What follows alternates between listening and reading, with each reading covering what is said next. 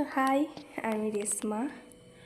তো আজ দেখো তোমাদেরকে দেখাবো জমিয়ে রাখা দুধের সর থেকে কিভাবে ঘি তৈরি হয়।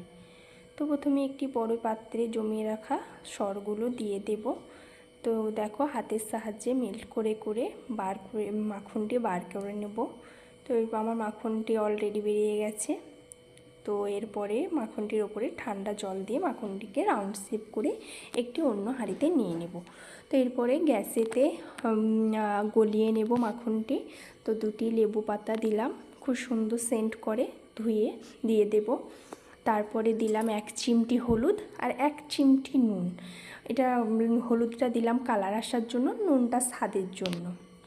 তো আমার প্রায় দেখো রেডি হয়ে গেছে। তো একটু হালকা কালো করলাম কারণ অনেক দিন থাকবে। তো দেখো আমি এটি একটি জারে নিয়ে নেব। তো তারপরে ফ্রিজে রেখে দিয়েছি। তো এরপরে দেখো ফ্রিজ থেকে বার করে নিলাম। দেখো আমার কত সুন্দর ঘি রেডি হয়ে গেছে। দেখো কালারটাও খুব সুন্দর এসেছে। তো ওকে বাই।